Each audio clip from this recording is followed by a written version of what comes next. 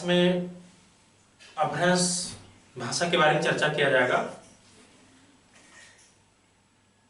अपभ्रंश के जितने भी प्रश्न यूजीसी, टीजीटी, पीजीटी या अन्य परीक्षाओं में पूछे गए तो उसके बारे में प्रश्न और उत्तर को बताए। अब जैसे जैसे आप इस टॉपिक को पढ़ेंगे, समझेंगे, वो प्रश्न भी आसान हो जाएंगे आपके। तो ध्यान देना है अपभ्रंश भाषा। देखिए यहाँ कई तरह के टॉपिक पढ़ना है। अपभ्रंश भाषा के कई नाम है। इसको आहट कहा गया, आवहंस कहा गया, अवहत्थ कहा गया, देश भाषा कहा गया, देसी भाषा कहा गया है। और पुरानी, यहाँ तक चंद्र शर्मा गुलेरिया ने पुरानी हिंदी भी कहा है इसके प्रवर्ती रूप को, अपभ्रंश के। और अपभ्रंश के प्रवर्ती रूप को पुरानी हिंदी कहा गया है।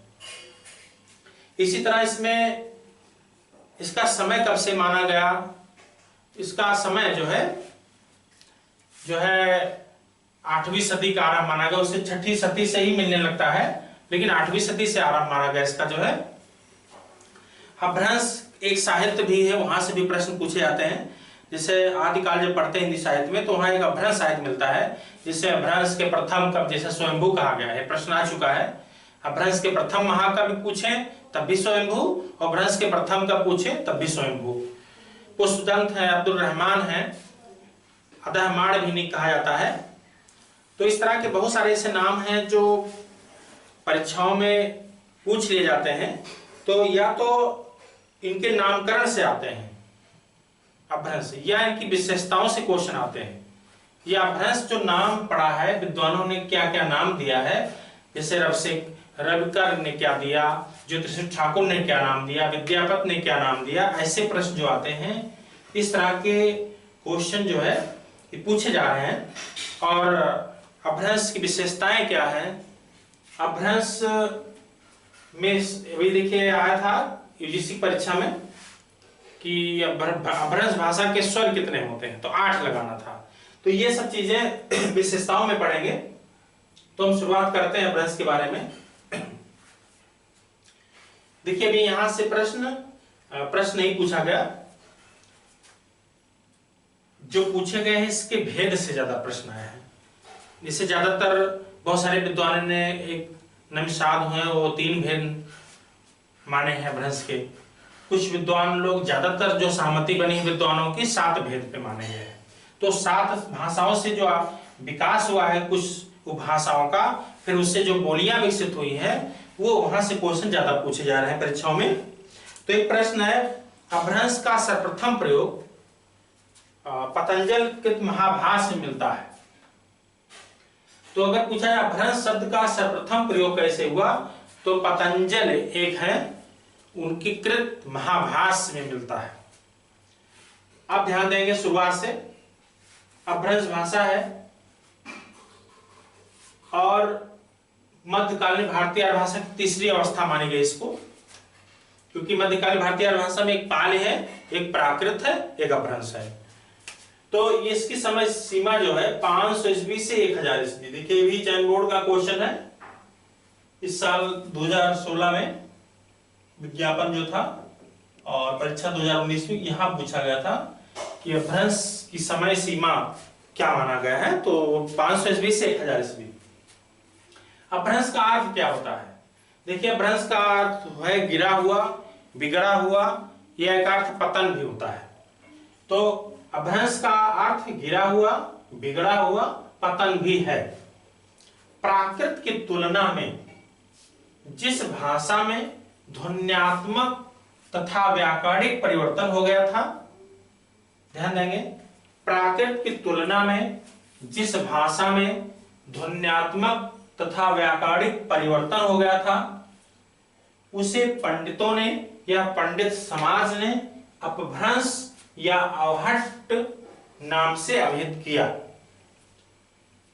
तो जब व्याकरणिक परिवर्तन हो गया प्राकृत का, यहां कहा गया प्राकृत की तुलना में जिस भाषा में ध्वन्यात्मक तथा व्याकरणिक परिवर्तन हो गया, तो जब परिवर्तन हो गया तो पंडित समाज ने उसे अपभ्रंश या अवहट्ट, उसी को अपभ्रष्ट कहा गया है, नाम से अभिहित किया। अपभ्रंश प्राकृत तथा आधुनिक भारतीय आर्य भाषाओं के बीच की कड़ी है, यहां ध्यान देना है।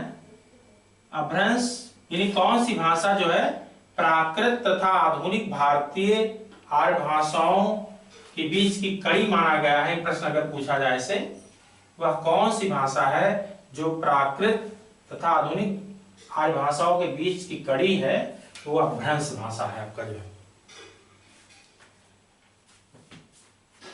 हर आधुनिक भारतीय आर्य भाषा का जन्म किसी न किसी रूप, किसी न किसी अपभ्रंश से हुआ है।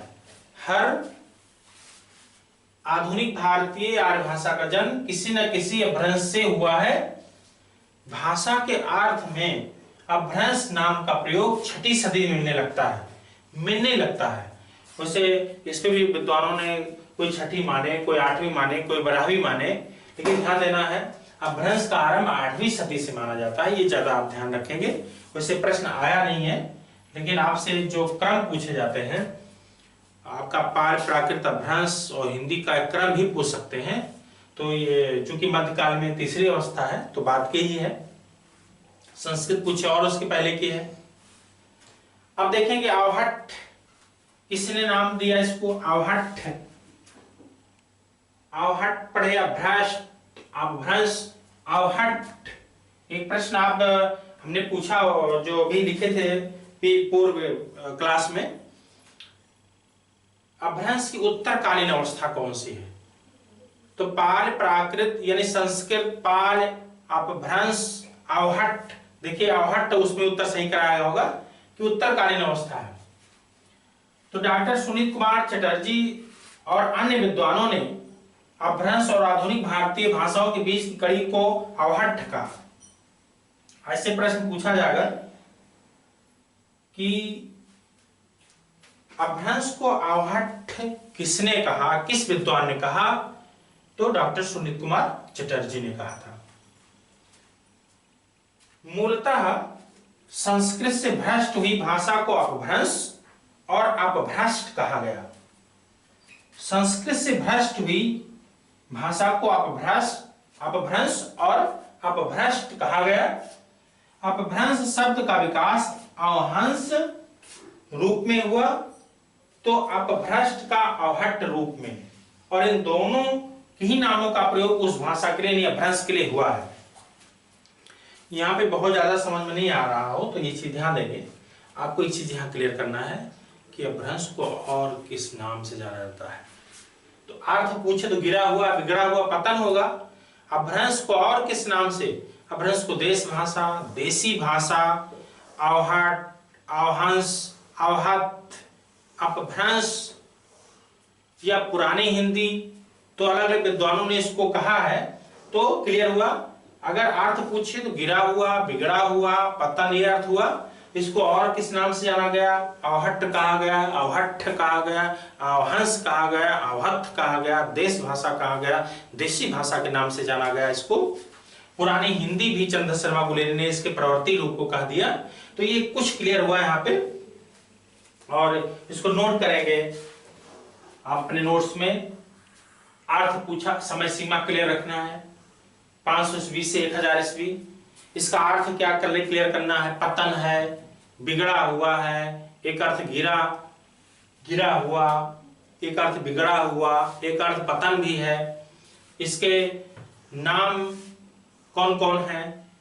अपभ्रंश है, आवहट है, अवहंस है, आवहत है, देश भाषा है, देसी भाषा है, पुरानी हिंदी है, और भी नाम है इस तरह के।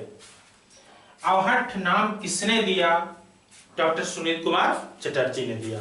इस तरह अपभ्रंश के जो नामकरण बताए गए, कितने नाम दिए गए, तो इस पे विद्वानों ने, कुछ लोगों ने अलग अलग अपना मत व्यक्त किया है।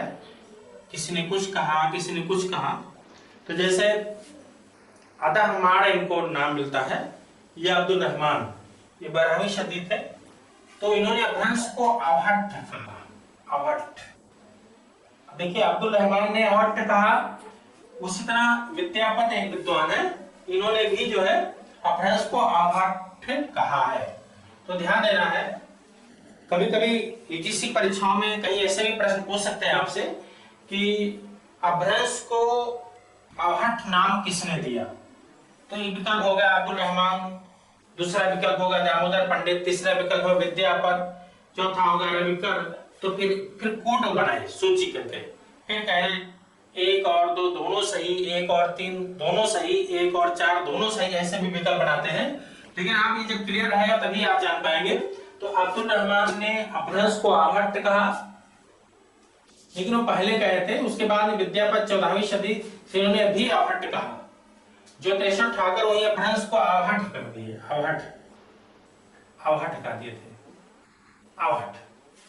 तो ज्योतिषर ठाकुर ने आवहट कहा, दामोदर पंडित ने अपभ्रंश को अपभ्रंश ही कहा था। तो ऐसे प्रश्न पूछा जाए, आवहट को अपभ्रंश किसने कहा? दामोदर पंडित। आवहट देखिए ज्योतिषर ठाकुर, वहां पे मैंने सुनीत कुमार चटर्जी बताया था, वहां भी आवहट उन्होंने अपभ्रंश को कहा था। तो कुछ ऐसे विद्वान हैं जो अपभ्रंश को एक ही नाम दिए हैं, अधिकांश। तो आवहट फिर आवहट, इन 3 लोगों ने, सुनीत कुमार चटर्जी और अब्दुल रहमान और जो है विद्यापति ने आवहट ही कहा था। फिर देखेंगे रविकर एक विद्वान है, इन्होंने एक स्थान पे तो अपभ्रंश कहा और दूसरे पर अपभ्रष्ट कर दिया। तो रविकर ने अपभ्रंश और अपभ्रष्ट दोनों नाम दिया है। विद्यापति ने आवहट कहा, दामोदर पंडित ने अपभ्रंश को अपभ्रंश ही कहा था, ज्योतिषर ठाकुर ने आवहट हटा दिया और अब्दुल रहमान ने जो है आवहट कर दिया। तो इस तरह विद्वानों ने अपने अपने नामकरण किए हैं। वैसे इस तरह के क्वेश्चन कभी कभी पूछे जा रहे हैं। इसी तरह अगर ऐसे प्रश्न पूछा जाए, अपभ्रंश का सर्वप्रथम प्रयोग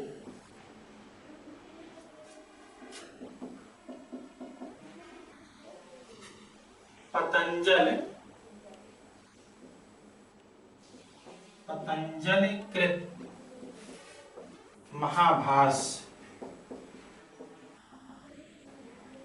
महाभाष्य में मिलता है। ध्यान देंगे, अपभ्रंश का सर्वप्रथम प्रयोग पतंजलिकृत महाभाष्य में मिलता है। और आचार्य शुक्ल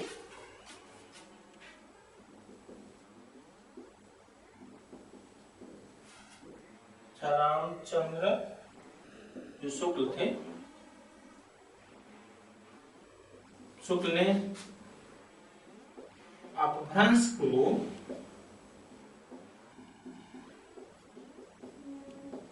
प्राकृताभास माना है। प्राकृताभास माना है। वहीं पे ये प्रश्न आ चुका है, चंद्रधर शर्मा गुलेरी ने अपभ्रंश के परवर्ती रूप को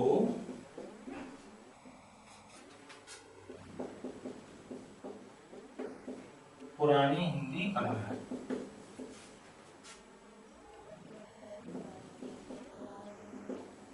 पुरानी हिंदी कहा है, ये प्रश्न पूछा गया है।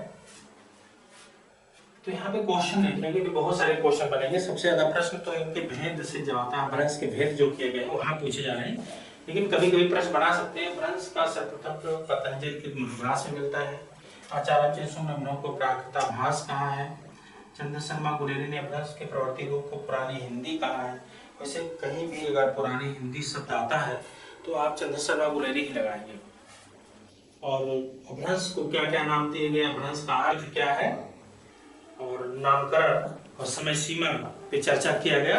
अगले क्लास में जो है इसके जो भी आगे टॉपिक होंगे उसके बारे में चर्चा किया जाएगा।